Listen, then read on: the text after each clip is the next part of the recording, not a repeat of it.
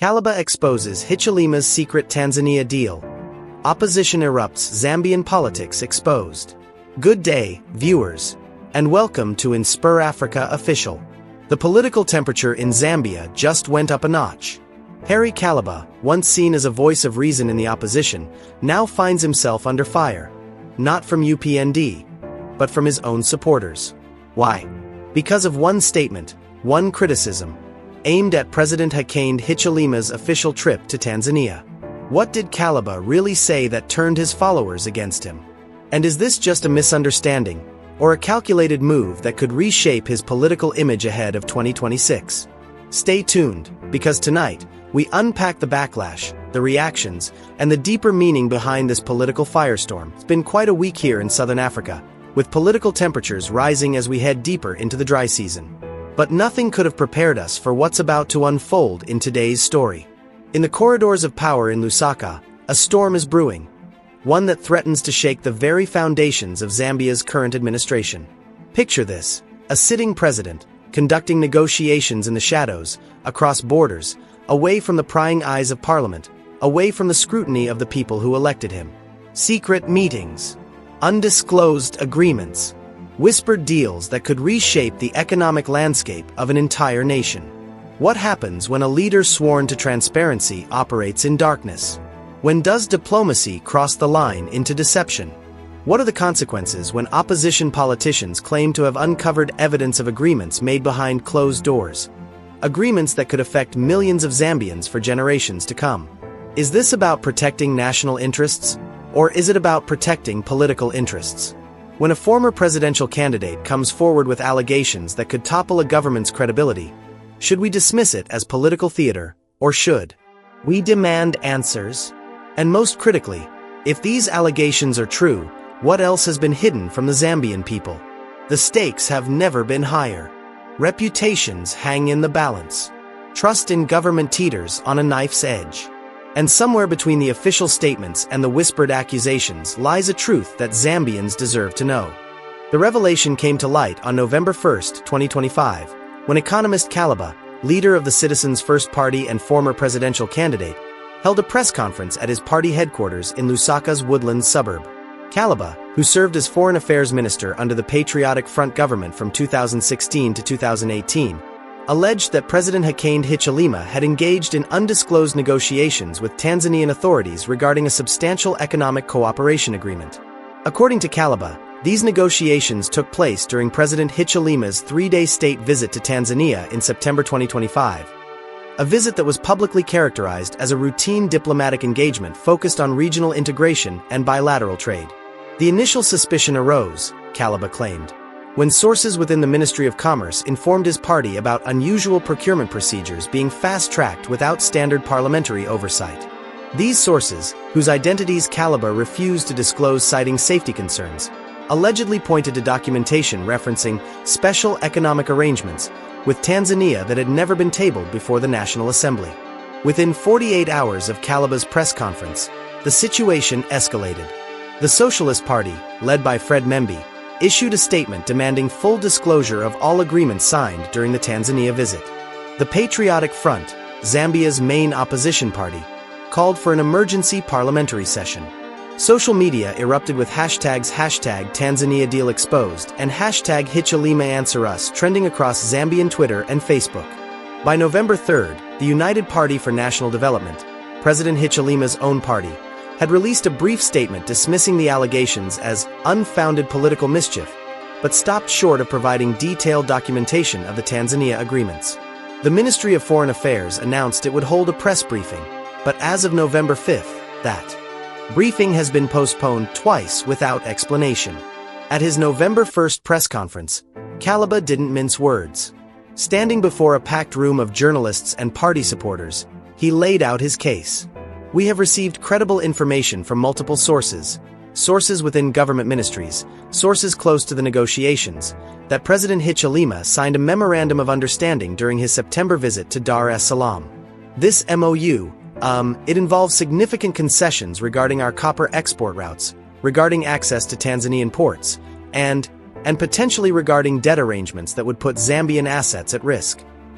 When pressed by a journalist from the Lusaka Times about the specificity of his claims, Kalaba responded, "Look, I'm not here to speculate.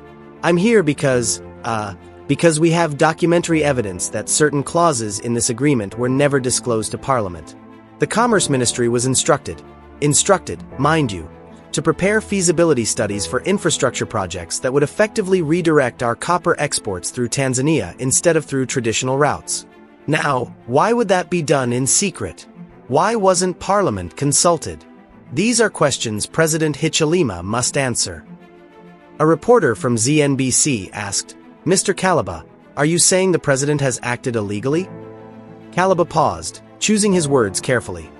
"I'm saying that the Constitution of Zambia requires that any international agreement that may impose financial obligations on the nation must be ratified by the National Assembly. If this agreement includes such obligations, then yes, there are constitutional questions that must be addressed.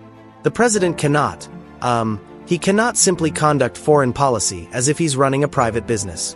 There are procedures. There are laws." Fred Memby, in a video statement released on November 2nd, went further. "This is not just about one agreement.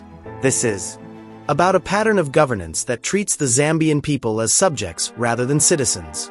We demand, and I cannot stress this enough, we demand the immediate release of all documents related to the Tanzania visit. Every agreement, every memorandum, every side letter. The people have a right to know what commitments have been made in their name." The opposition United Prosperous and Peaceful Zambia Party added their voice through spokesperson Trevor Mwind. What we're witnessing is a crisis of transparency.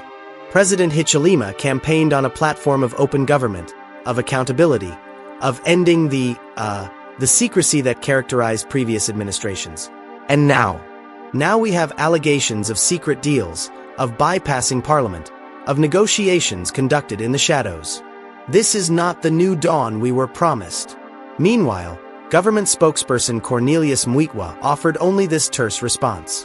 The government does not negotiate in secret. All agreements made during presidential visits are subject to appropriate review processes. The opposition is engaging in sensationalism for political gain. We will not be distracted from our development agenda by baseless accusations. When pushed to provide copies of the agreements in question, Mwitwa stated, "Documents will be released through proper channels at the appropriate time." The implications of these allegations extend far beyond a simple he-said-she-said political squabble. At the heart of this controversy lies a fundamental question about democratic governance in Zambia. Can a president conduct international negotiations with significant economic implications without meaningful parliamentary oversight? Constitutional law experts have weighed in with mixed assessments. Dr. Sishiwa, a political historian at the University of Zambia, notes that Zambia's presidential system grants significant latitude to the executive in foreign affairs, but that latitude has limits. "The Constitution is clear," Dr. Sishiwa explained in an interview with the mass newspaper. "While the president has the prerogative to conduct diplomacy, any agreement that commits national resources or creates financial obligations requires legislative approval. The question here is whether the Tanzania agreements fall into that category." From a geopolitical perspective, the alleged deal makes strategic sense for Zambia. Tanzania's ports offer alternative export routes that could reduce Zambia's dependence on traditional corridors through Zimbabwe and South Africa. Given recent infrastructure challenges and political tensions in those countries, diversification of trade routes is economically prudent. But prudent policy and secretive policy are not the same thing. Economic analysts have pointed out that copper exports constitute over 70% of Zambia's foreign exchange earnings. Any significant shift in export infrastructure would have massive implications for government revenue, mining company operations, and employment in the logistics sector. These are decisions that demand public debate, cost-benefit analysis, and legislative scrutiny. The opposition's reaction also reveals deeper fractures in Zambian politics. Kalaba, Memby, and the Patriotic Front represent very different ideological positions, yet they found common cause in this issue. This unusual alignment suggests that concerns about executive overreach transcend partisan politics, or it could indicate coordinated political strategy aimed at weakening Hichilema ahead of future elections. The delayed government response has itself become a story. If the allegations are indeed baseless, why hasn't the administration simply released the relevant documents? The postponed press briefings, the vague statements, the refusal to provide specifics. These actions fuel speculation rather than dispel it. There are also questions about Kalaba's sources. He claims credible information from multiple sources, but won't name them. This is understandable from a journalistic or whistleblower protection standpoint, but it also makes independent verification impossible. Without seeing the actual documents he references, the public is left to choose whom to believe based on credibility and track record. And then there's the timing. Why did this story break now, in early November? Is it coincidence, or is it strategically timed to coincide with upcoming budget debates in Parliament? Could it be related to internal UPND party tensions? These unanswered questions add layers of complexity to an already murky situation. What's undeniable is that this controversy has tapped into broader anxieties about governance, transparency, and accountability in Zambia. Citizens who voted for change in 2021 are now asking whether the change they received matches the change they were promised. The story of the alleged Tanzania deal is far from over. As Parliament prepares to reconvene and as pressure mounts for full disclosure, the Hichilema administration faces a critical test of its commitment to the transparency it once championed. Will the government release comprehensive documentation of the Tanzania agreements? Will Parliament assert its constitutional authority to review international commitments? Will the opposition's allegations prove substantive or merely political theater? These questions will shape Zambian politics in the weeks and months ahead. Thank you so much for watching today's edition of InspirAfrica Official. This is a developing story, and we'll continue to bring you updates as new information emerges. What do you think about these allegations? Should President Hichilema release all documents from the Tanzania visit immediately, or is the opposition overreaching? Share your thoughts in the comments below. We want to hear from you, whether you're watching from Lusaka, Ndola, Livingstone, or anywhere across our beautiful continent. We'll be back tomorrow with more news, more analysis, and more of the stories that matter to Africa. Until then, stay informed, stay engaged, and keep questioning. This is Nakash, signing off. Take care and God bless.